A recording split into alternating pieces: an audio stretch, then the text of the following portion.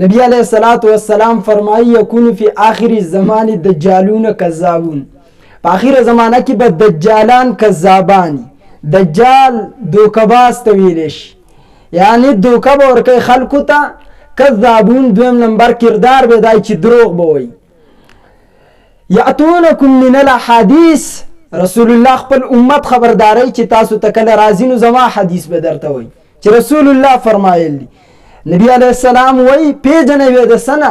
فإن لم تسمعوا انتم ولا آباؤکم، نه به دغه حدیث خو ستا پلار نیکه اورېدلی نه به تا اورېدلی.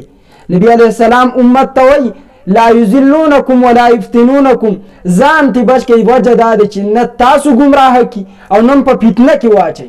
د دې حدیث مصداق په دې زمانه کې محمد اوکاوي صاحب لیکي چې د نن زماني وکټوریان علی حدیث حضرات دي، چونکه د حدیث او د قرآن په نوم باندې امت ته دوکه ورکوي. او زه مجبورا دا یو خبره کول غواړم چې په دې زمانه کې مقبول ترین عالم الدین په مخ د ځمکه باندې مفتی سلمان اظهر صاحب دامت برکاتهم العالیه، هغه نه تپوس کېږي د مسلې، هغه د مسلې صرف جواب ورکوي، نه د چا په باب کې دا ویلي چې دا پلان کې غلط دی،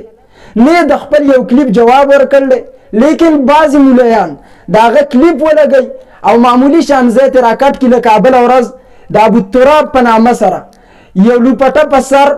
د ښځو په سټایل کې ناست، هغه لګیا دی په هغه باندې رد کوي. نو د هغه د کلیپ نه ټوټل کلیپ چې ما څومره کتلی د هغې نه نیم ځای کټ کړلی، د نیم نه زیات ځای صرف د هغه سوال یې راغستی دی. بیا وایي چې دا بدعتي مولا دی په نن زمانه کې، او دا په خلکو کې انتشار په دې خوری چې دا خندا کوي، دا خندا کوي. ته څنګه علی حدیث ابتدا کې د حدیث نه انکار وکړو؟ نبی علیہ السلام فرمای په مسکا د چا سره خبرې کولې دام صدقه ده. ته نن په هغه په صدقې باندې راضي تردید او رد کې. زه به یو خبره وکړم، چا نوم لیکلی بره ورته لیکلی یو بدعتي مولا، یو بدعتي مولا. نو ته خو ما تم بدعتي وی، هغه تم بدعتي وی، مفتی ندیم تم بدعتي وی، رحم الله حقانی تم بدعتي وی. یو ولې وی وای هزار بدعتیانو مولانا دا مولا. لہذا دا ماته د استاد محترم مفتی عبدالواحد قریشي صاحب یو لطیفه را یادی. حضرت فرمایي یو کس به هر سړی تنګاو، هر سړی به تنګاو په څه طریقه باندې. نو په دغه زمانه کې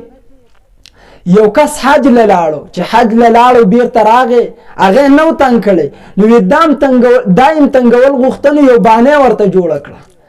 لاړو د مولیانو نه څه 2 روپۍ 1 روپۍ زیلوړې واغستې او په هغې باندې یو ټافه تیاره کړه. ټافه څنګه وه؟ حاجي صاحب یو ورځ را روان دی، دی له مخې له ورغې ورته وایي حاجي صاحب تا خو حج وکړه که نه؟ وایي ها. حاجي صاحب ورته وایي ښه ته خو اوس حاجي صاحب یې؟ حاجي صاحب ورته وایي ها حاجي صاحب یم. وایي حاجي په فارسۍ کې په وزن دی چاجي. او ورته وایي ها. وایي چاجي چې دی دا ویلی شي کمان ته، دا تیر چې پې مونږ ولو دې کمان ته ویلی شي چاجي. او کمان چې دی په دې چې د پاسه یو لوړ په دې کاب بل بوځي نو جوړ شي ګمان. او د ګمان دا شک ته وایي، او په شک 3 ټکي دا تې لرې که او په دې کاب بل لوړ بوځه نو جوړ شو سګ. او سګ وایي سپي ته، حاجي صاحب ته سپی. هغه د دا عادت و چې هر سړي دی بس عادت یې دا جوړ کړی چې دا داسې دا داسې دا داسې. هغه شی نن سبا وکټوري علی حدیث جوړ کړلی، دا مولا داسې دا داسې. عالم کې د دې زرګونه شیخان دا مسلې بیانوي، لیکن موږ وایو خلکو اعتراض بیا په موږ ته ګوته نیوی کېږي. دوی ولې جواب کوي؟ موږ په شک کې نن چې دوی دا حل جوړ کړی ستاسو نه نیمه مسله پټوي او نیمه ښکاره کوي. زه باید ته صرف دا یوه مسله په وړاندې کېدم چې مفتی صاحب جواب ورکړه چې 2مه جمع په مسجد کې د امام اعظم ابو حنیفه رحمت الله علیه مذهب دا دی چې 2مه جمع په مسجد کې کول جایز نه دي. امام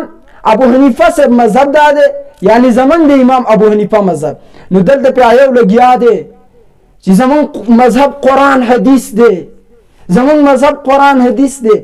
و شیخ صاحب د مذهب معنی د لار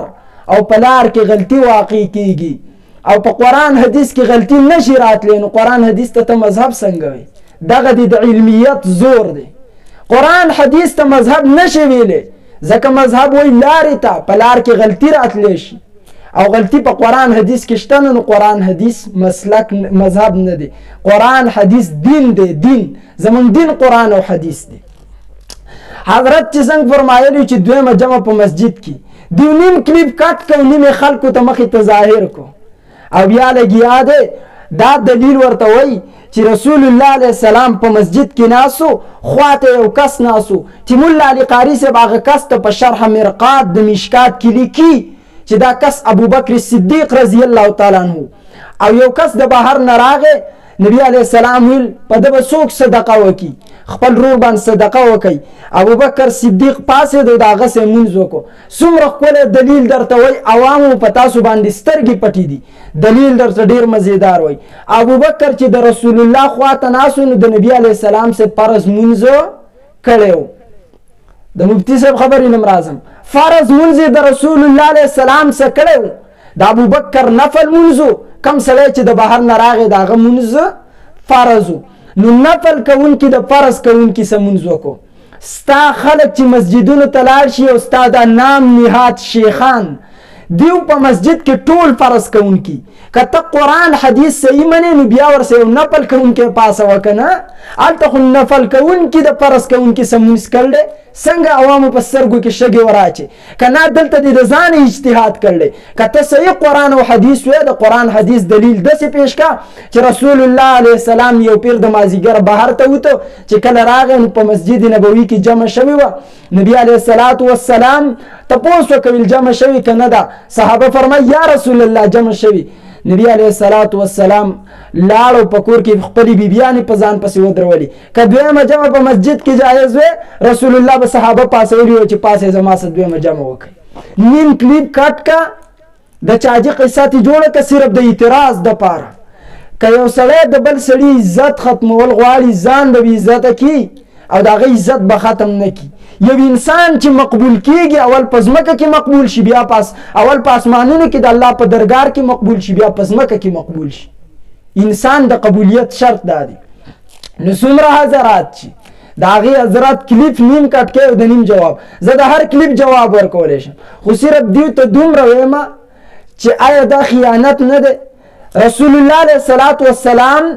د منافق په باب کې دا نه دی ذکر کړي چې امانت کې خیانت کوي خیانتګری داغه خبره ټوټل امانت د امت ته ته پکې نیم ځای کټ کې خیانت پکې کې دا د اهل حدیث او حضرات شان دی که دومره غیرت درکې او دومره بهادر یې خو د موضوعګانو باندې موږ تیار یو په کومو ګوټونو کې پټ یې صرف توانو ته پټ ناست یې تانو باندې کار نه کیږي نبی علیه الصلاة والسلام فرمایي ها په دغه اعتراض چې کوم ما مخکې ذکر کړ چې دوی پې جواب کوي چې قرآن امام ابو حنیفه رحمت الله علیه که تاسو وایي چې امام ابو حنیفه رحمت الله علیه په مذهب باندې تلل واجب دي نو چې تقلید واجب دی نو امام ابو حنیفه په چا د چا تقلید کا ډېر ښکلی اعتراض دی یاد ساتئ ډېر عوام یې کوي چې تقلید واجب دی او موږ په امام ابو حنیفه پسې روان یو نو امام ابو حنیفه د چا مقلد نو مونځ په جمع باندې کول لازم دي لیکن ته خو په امام پسې ولاړ شیخ صاحب خو هغه امام په چا پسې ولاړ دی امام په خپل امام دی د بل امام پسې نه ودرېږي دغه شان امام ابو حنیفه په خپله مجتهد دی هغه ته د بل چا د تقلید حاجت او ضرورت نشته اعتراضات چې تاسو څومره کوئ عوامو ته په دې کې دوکه ورکوئ لہذا د عالم په عزت پسې من خلی دومره غیرت او بهادري درکې ده په ښکاره میدان کې راشئ دا مسلې به خلکو صلی الله